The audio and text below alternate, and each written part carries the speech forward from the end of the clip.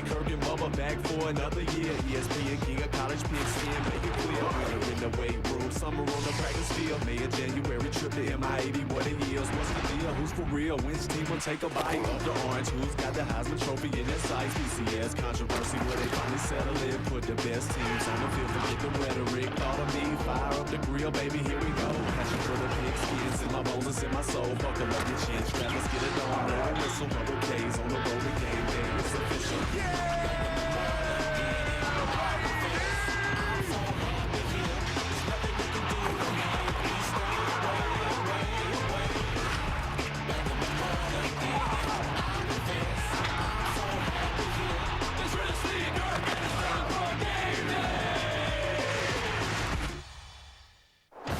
Morency and the Sooners' Adrian Peterson.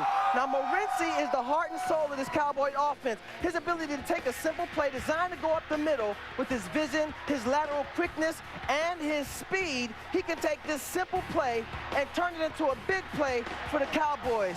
Speaking of former Cowboys, Thurman Thomas, same play, designed to go up the middle, ability, speed, vision, cuts this play to the outside, big play for the Bills. Now we're going to look at Adrian Peterson and his ability with the vertical running style, the slight dip in the shoulders, to mock the face that says you have to have a low pad level in order to be successful. Eric Dickerson, check him out. Vertical running style, slight gangster lean in the shoulders, breaks 1, 2, 3 tackles, en route to doing his thing in the NFL on a Hall of Fame level. Now, today's game, Adrian Peterson, obviously, when you mention his name, there's the Heisman talk. He's on many publications, has much hype, much coverage because he's good and he deserves it.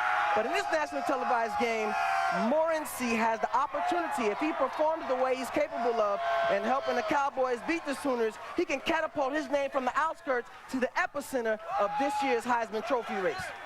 I like it, Rocket. Outskirts to the epicenter. You can see that Morency has less hype, but it actually has slightly better statistics than Adrian Peterson does. 9 touchdowns for the 24-year-old former draft pick of the Colorado Rockies. The 19-year-old Peterson, more on him coming up in the show. Now, because of the focus on Peterson the first half of the season, the passing game has gotten loose lately, and Mark Clayton, number 9 for the Sooners, the all-time leader in receiving yards after the catch. Very big guys in this game against Oklahoma State secondary. A lot more coming up.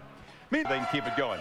A&M hosting Oklahoma. Ooh, that'd be great. College game day. Go. Next week. Maybe. You never know right here. It happens right here. Crunch the number. You never know. On Campus is presented by Outback Steakhouse. No rules, just right.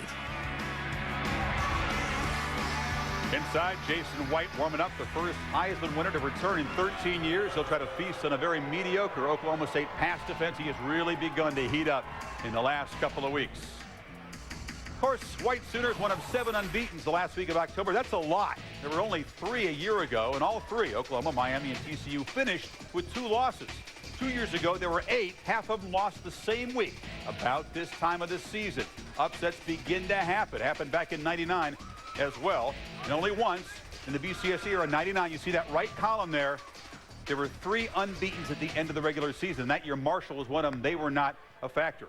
What about this season and the months to come? If you set aside for a second Utah and Boise State, they have the best chance to go undefeated, but no chance of getting to the national championship game. Let's look at the other 5 right now.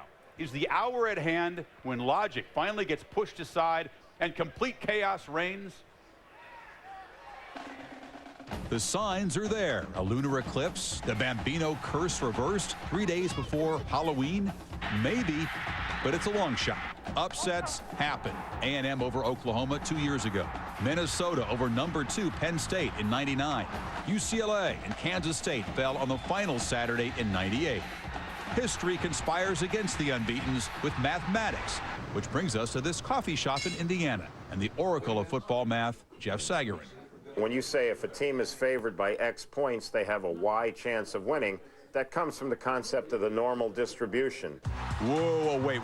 Let's back up.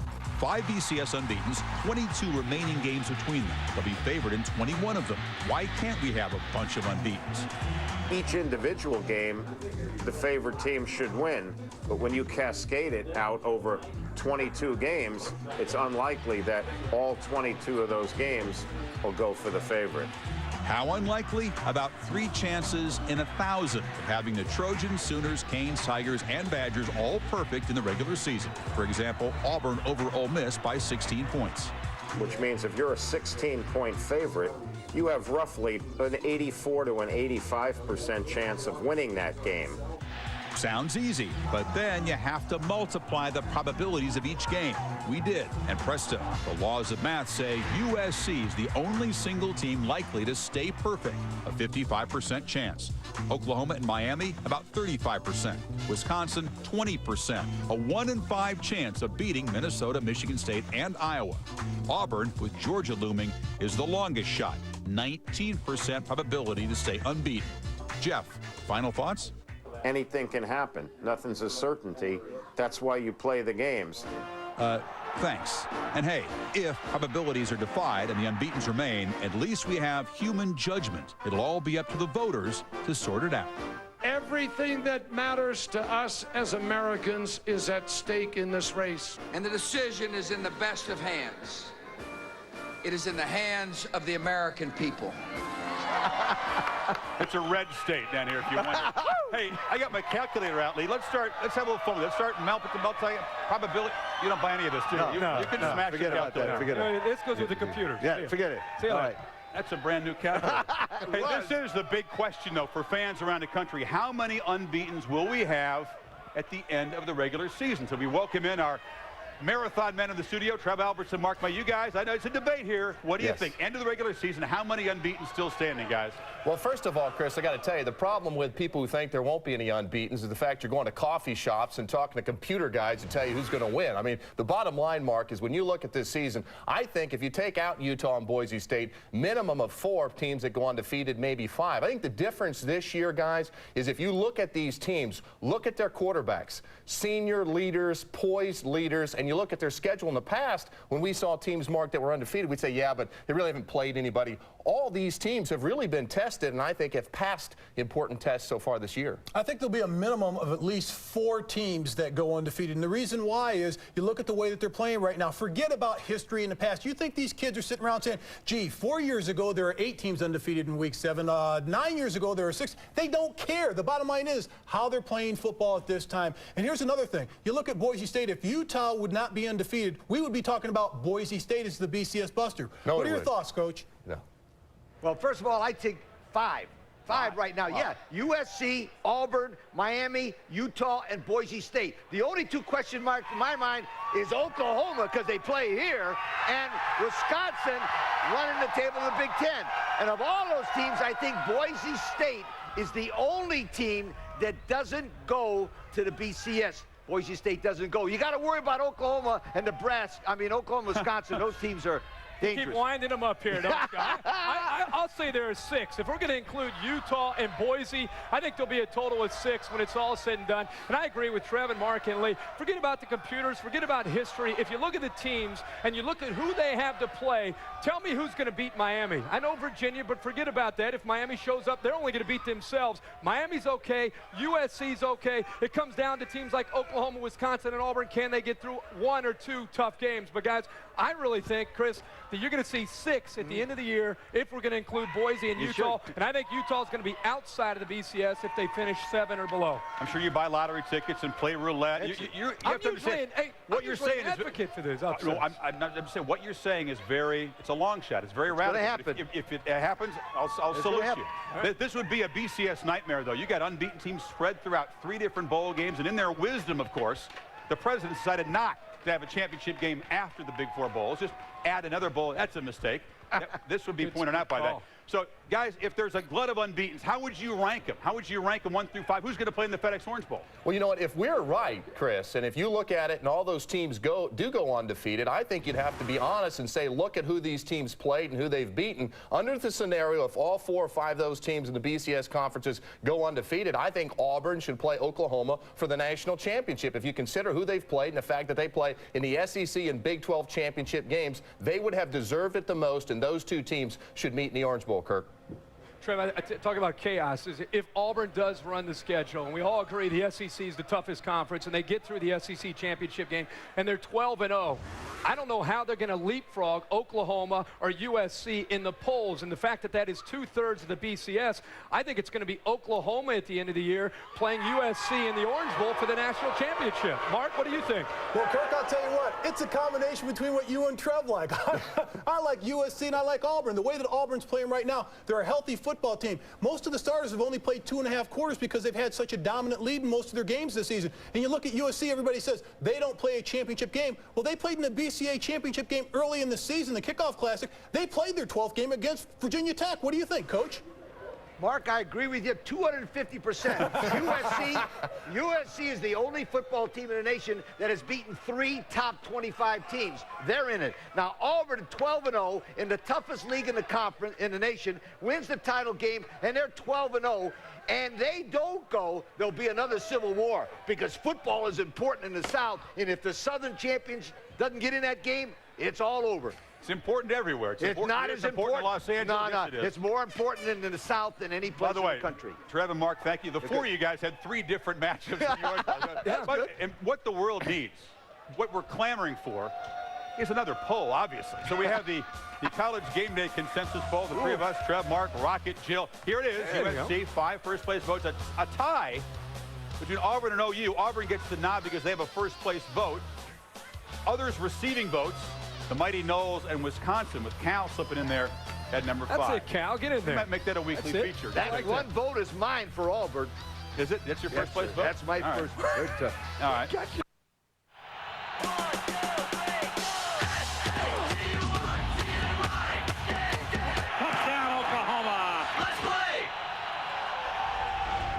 A lot of focus in this big rivalry game on the freshman for Oklahoma, Adrian Peterson. He really is the biggest star among a crop of impact freshmen all over the country. Came on late last week to keep alive his streak of 700-yard games. Only Emmitt Smith and Marshall Faulk have begun their careers as running backs so dramatically. The kid from Palestine, Texas, 2 months into his career, is being labeled a once-in-a-generation back, and he might be. His buzz has even eclipsed Heisman winner Jason White. But not many have heard from Peterson. The cameras have been kept away until very recently. Now Steve Cyphers has the story of a difficult journey marked by determination in the face of crisis.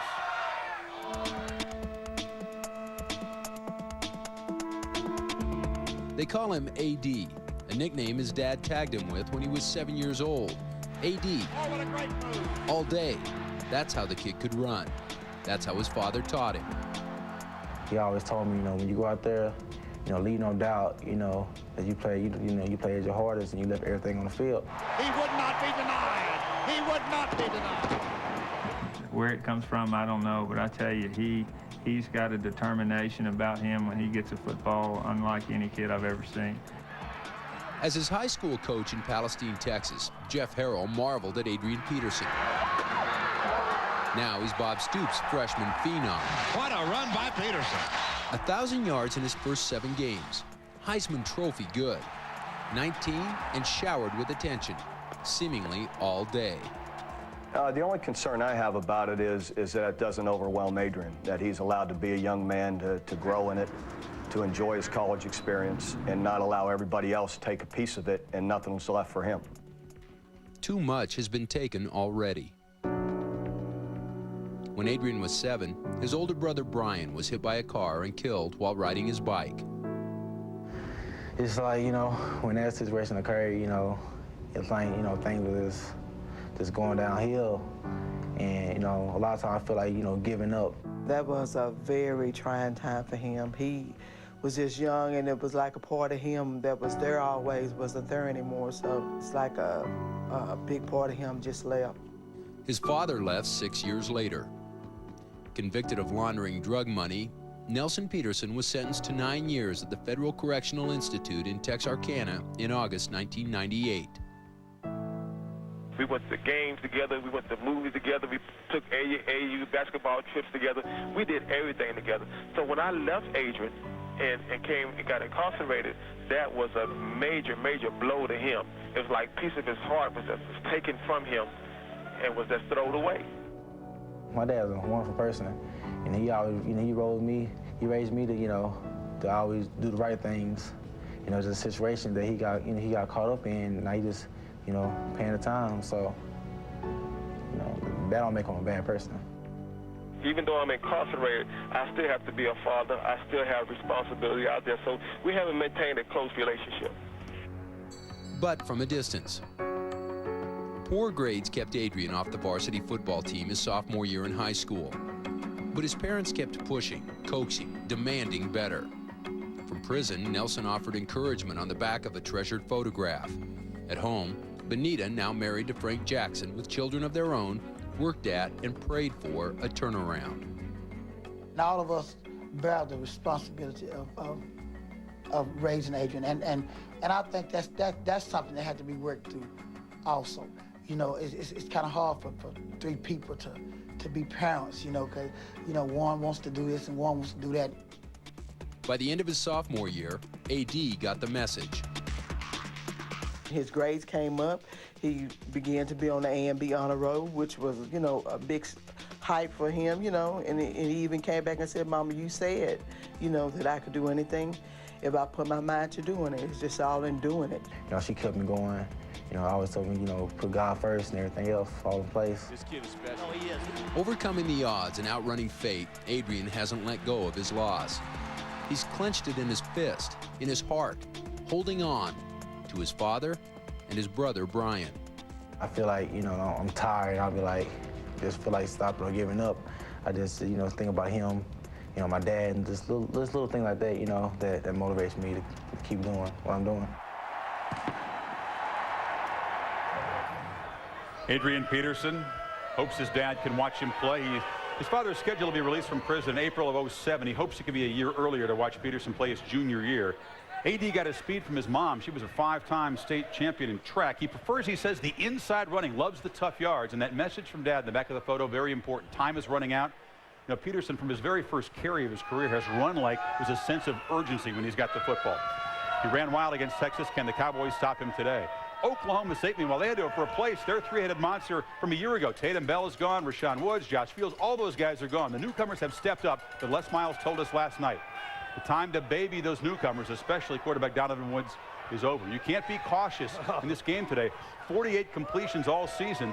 He knows his quarterback's going to have to make some plays to beat that defense. Absolutely, because Oklahoma's got a great defense, and to beat that great defense, Oklahoma State needs to put together a drive like they did in the fourth quarter against Missouri. They mixed the run and the pass up. That's the only way they can move the ball against Oklahoma. Vernon Morency, number 33, averages 6.1 per carry. Here's an important stat. He protects the football. He's only had 2 fumbles in 199 carries.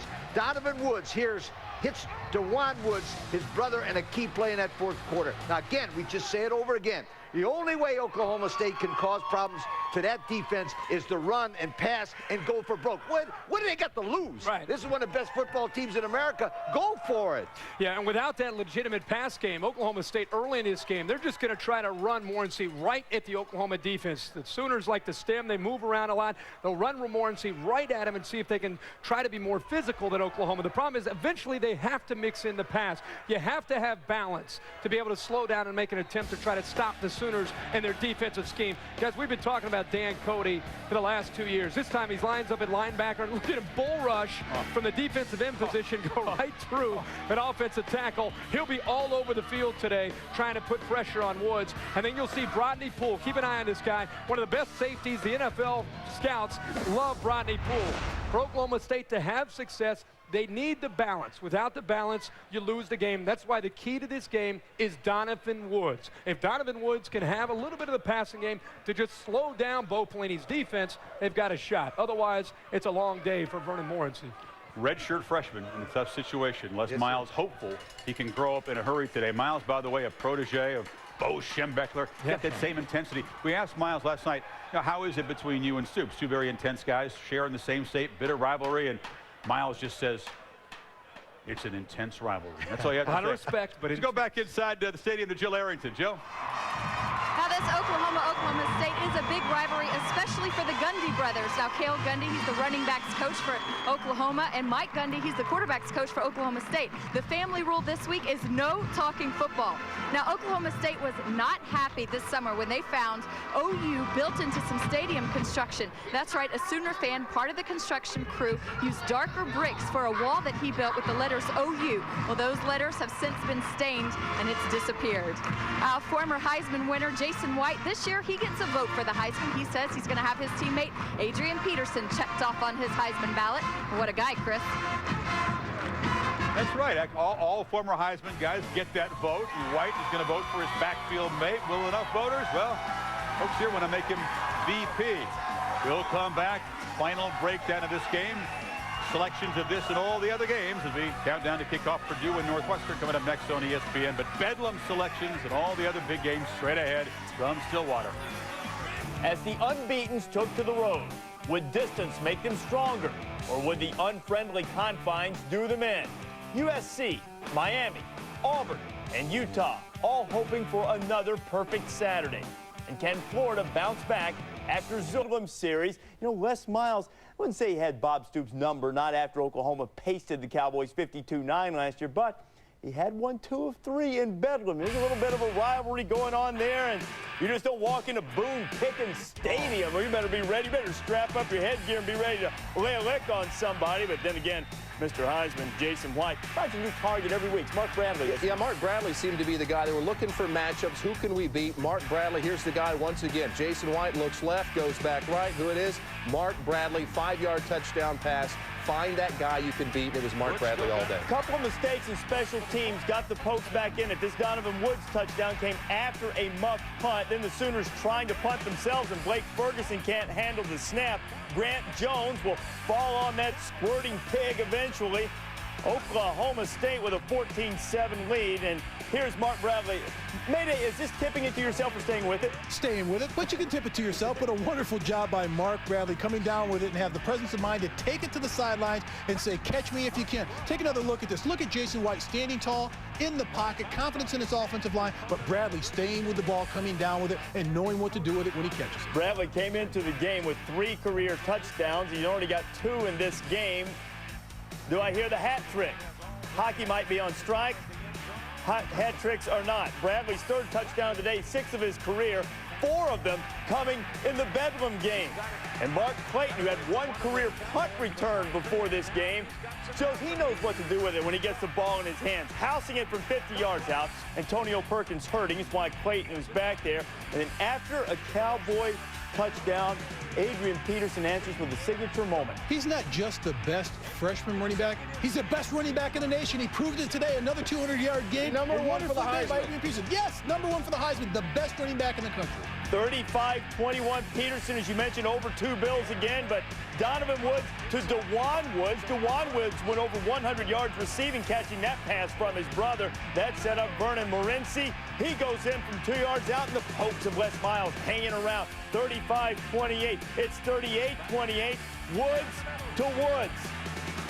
You know, DeJuan Woods, the first receiver to go over 100 against the Sooners since Rashawn Woods, their other brother, did it to them 2 years ago. And now, little option pitch, Morency takes it in. He was held just under 100 yards. First time that's happened this season. Now 38-35 game. Jason Ricks for the tie it overtime, and he's wide to the left.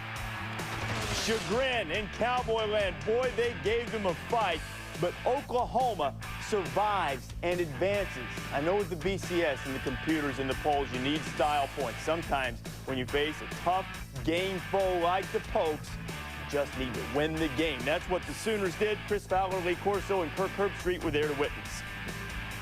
All right, Reese, thank you. Well, Miami, lucky to beat Florida State, lucky to beat Louisville. Luck runs out in Chapel Hill. No one saw this particular loss coming, but Miami had lost so much talent. The Hurricanes really haven't been the Hurricanes this season, let's face it. Well, first of all, you got to understand, you got to give North Carolina a lot of credit because they really come out and played well, had an excellent game plan. But Miami's situation is this. They must bring their A game to all of these new ACC teams because they've been waiting for years to get a shot at teams like Miami. And North Carolina, you got to give them credit. Miami didn't play well, but North Carolina deserved to win the game. Kirk, they outplayed them in almost every area of the game. Yeah, John Bunting and his staff and these players deserve all the credit in this big win for North Carolina. Lee is exactly right. Miami and Virginia Tech and eventually Boston College need to understand that in the ACC, week after week, it's more about team speed than it is about what you saw in the Big East, where it's a little bit more about being physical. And they're going to find that out the hard way. North Carolina won this game with more determination. They took Miami's best shot in the second half,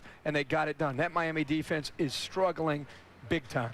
Do they shut down the Fire John Bunting website in Carolina, or is that still going? He's, after all, he's beaten NC State, Tech, and now Miami at home. Oklahoma, speaking of lucky, you know, a fingertip incompletion by Oklahoma State, a missed field goal. The Sooners very close to going down right here. There's only one thing that keeps Oklahoma from winning right now, from what I've seen, is Jason White. Today, they would have lost this football game if it wasn't for his senior leadership and throwing for 3 touchdown passes. He reminds me of Greg Krenzel when he was a quarterback at Ohio State. He wouldn't let Ohio State lose. This guy, Jason White, is a good leader. I'm telling you, won a Heisman last year. He's a good player. He's still a terrific quarterback. Having that veteran leadership for them and the balance that they have on offense, their offense isn't in question. And you look at the rest of their season in a big game with Texas A&M, it's the Oklahoma defense. They're not always getting the pressure on opposing quarterbacks, and when they don't, they're vulnerable to the pass. Their corners right now, without Antonio Perkins, I think are very average. And if they don't get pressure, Reggie McNeil next week will look forward to facing that Oklahoma defense. Meanwhile, in Jacksonville, after the ball game, Georgia quarterback David Green begged the official for the football. He finally gave it to him. He carried it around the affected on the road, but they get the 5-point win. Plenty of stars and stoppers on Saturday. We start with the stars, and one of the stars was Mark Bradley. We had 3 touchdown catches for the Sooners against the Pokes. Great concentration once again. Look at it here. Mark says he tips it to himself. Actually, he just stays with the ball. Nice catch there for Mark Bradley. On the turf of the Palouse. Wow, Reggie Bush is fast. He's quick. Even quicker than I thought before. 57-yard punt return. Man, who was third in the nation in all-purpose yards, and boy, nobody was better than Braylon Edwards on this Saturday. It's a great job of going up, getting the ball, great body. It reminds me of Larry Fitzgerald last year. Remember, we'd go up and jump over everybody. And take it away from the opponent. Just take the ball away from the defender. Now the responsible opposing view. Dominic Foxworth tops the Wyatt Sexton pass. Look at this, guys. A diving grab by Raymond Custis coming out of the frame and into the picture. North Carolina State and Clemson, Jay Davis and Ryan Clark, and he gets annihilated by Tremaine Billy. Head on a swivel. No! Clean hit, too. Didn't go in there head first. It was nice. Good analysis, Reese. Well, I just wanted to make sure. Sometimes you think the hits are, you know, if you leave with a head, aren't good. How about the freshman running backs again on Saturday? Mario Thomas, he's leading the nation in rushing for North Texas. He scored 3 times, goes for 218. Peterson and Hart over 200 again. Hart's been over 200 3 consecutive games for the Wolverines. What a find he's been. And Danny Ware going over 100 in the final, presented by Pontiac. And we enter the weekend with those 7 undefeated teams. They had to go on the road. It was tough, but most of them able to survive with the exception of Miami. And perhaps the best place to be on this particular Saturday was at home, which is where Wisconsin was. They had the bye week and remained perfect, and Boise State won on Friday night. Last football Saturday of October, and we've whittled the list of the unbeatens a little bit, but still a lot of talk and discussion about who might be the best of those two. And joining us from Stillwater to open up some debate on that and other issues, Chris Fowler, Lee Corso, and Kirk Herbstreit. Guys, good to see you out there. You saw a great football game today. One of those teams remaining unbeaten. Trev, among the teams is still without a loss. Who are the best two? In my opinion, I think USC and Auburn are the 2 best teams in college football, because when I look at these 2 teams, I think they're complete. I don't think there's any holes on both sides of the ball. And Kirk, you watched Oklahoma, and I see a pattern developing, just like we saw in Miami, that pattern developing on their defense. I think the pattern developing with Oklahoma is in the middle of their defense, the defensive secondary. There are some holes there and issues there, and that's why I don't have Oklahoma as one of the 2 best teams.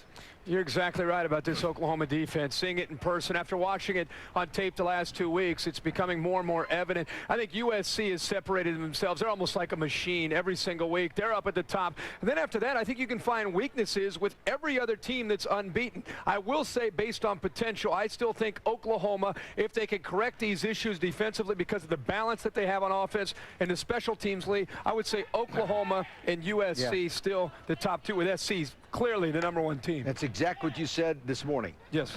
This morning I said USC, and here's the reasons. They're the only football team in the nation that's beaten 3 top 25 teams. They take care of business every single day. And Auburn goes to work every day and takes care of teams. They bring their A game no matter who they play. And remember, they beat Tennessee at Tennessee. And that, to me, was a very impressive win. So I got USC and Auburn as I had this morning. Yeah, you know, Auburn has been the steadiest team. They had the one scare against LSU. You need luck when you have to complete a 4th and 12 pass to win the game, but they haven't had that down effort yet. They intrigue me. I'm going to keep USC #1. Obviously, Oklahoma and Auburn are right there neck and neck. It's a tough call right now. You got to watch Auburn and respect what they do. And if they continue to win out, you got to have them in the top 2. I think. Still a tough way to go. I don't think there's any question about Mark. What do you think? Well, I'm like Coach Corso. I'm not going to waver from this morning and have it as a fluid situation like some people on the set. Coach Corso and myself this morning said USC is up here, everyone else is down here, but the next closest team is Auburn. We predicted that those 2 teams would be in the Orange Bowl. Now, some people to my right over here had Oklahoma and Auburn if you go back to this morning. No, I didn't. Yes, you did. Did I change my mind already? Yes, you did. Well, that's been a long day. It's been a fluid situation. That's absolutely right. But, you know, this time of year, I don't think that teams ought to be penalized by this time of year if they have those difficult games. Right. One thing that I was impressed with about Auburn is that for a while it looked as if they were going to have that sluggish game, and they turned it on late, and they put away Ole Miss. See, what happens, guys, is when you get to this point in the season, when you get to almost November, at the end of October, now all of a sudden, you, like Kirk mentioned earlier, you start reading the hype a little bit. You start reading those newspaper articles, and you have the burden of carrying that target on your chest. Now, not only are you an undefeated team, and the other thing, don't forget, I've been there as a player. You get to November, you're beat up, you have lots of injuries. Very important now as coaches assess their teams. Start backing off on those full padded practices, start running the guys less, try to get down the stretch without, because all those guys are beat up. The injuries are starting to take a toll. You know, that's one of the things that's going on with Miami, too, on both lines of scrimmage. And, Kirk, the sleepwalking issue that we've talked about a little bit, Auburn has not been susceptible to that, but some of the other teams have. Coming out sluggishly, sometimes you get away with it, sometimes you don't. And why is it happening with highly ranked teams? They know the traps are set by these other teams. Why are they coming out sluggishly? The Miami's on the roads, the Florida State's on the roads. Reese, I think it's a lack of experience and lack of leadership. The coaches can talk all they want about you have to respect your opponent. You have to really be ready to show up and be ready to play. But players know. You're recruited by some of these same players you're competing against. There's a reason you go to the big-time schools, and there's a reason that there are other players that are going to, quote-unquote, inferior opponents. So as a player, sometimes you just show up. You go through the motions, and in Miami's case, they showed up at Chapel Hill. You know, every guy on that team knew that if they showed up today, they were going to win the game. And that's why, Chris said it, they're going to be upsets. Nobody saw this. I've been a long time without saying I told you so. I would never stoop to saying I told you so. I wouldn't do that. Come on, Fowler. I would not do that. I can say I was with Fowler on that, though. Yeah, now you are. Yeah, that's right. I was. We know upsets, but you know what? The chart says Miami had a 91% chance to win the game. It was a 3-touchdown favorite. But sometimes, you know, the probabilities are always that. You're with me on the calculator, Lee. You saw this coming. What happens when the more you win, the bigger target you have on your back. And no matter what the coaches say, you get that target. You got to bring your A game every week. Perfect example came out here today. There's nobody in America going to tell me that Oklahoma State's players are as good as Oklahoma. They got guys Oklahoma does on the sideline better than the Oklahoma State guys. But Oklahoma State guys wanted it more. They wanted this game more. Oklahoma won the football game, Reese, but let me tell you something. They didn't win it with heart. They won it because they had superior athletes. And Jason White, the quarterback, was the difference in the game. And we talked about the way that Oklahoma State was able to gain a little confidence after a couple of plays in special teams. Mayday, how do you guard against this? How do you guard against the team sleepwalking early? Well, it's up to the coaching staff. It's always up to the players because those are the guys that are on the football field, but it's up for the coaches to get them ready, not only physically, but mentally, to make sure that they're sharp every week and make sure the players realize each and every week what's at stake, Trev. And let me just point something out. For all those people who are against a playoff, here's what they'll point to. The season is a playoff. Every single game is important. And you know what? It is exciting. When North Carolina can beat Miami, when North Carolina can have 545 yards of total offense against Miami, hey, that means something. That's why the regular season means something. And you know what? I think we've set up a topic for next week, maybe. Should there be a playoff, or is this regular season playoff good enough for you? Pretty good. Hey, by the way, guys, didn't Utah destroy that same Carolina team that just beat Miami? Yes, didn't they did. put 669? I just thought I'd bring that up. And didn't Baylor beat that A&M team? Yeah, Baylor beat A&M now, too. So all of a sudden you hang your hat on the Aggies, and you go down to Floyd Casey Stadium. You walk out with an L. Walk into Floyd Casey. Hey, we'll see you guys next week. All right. Well, I don't know where after that game. We don't know where we're going.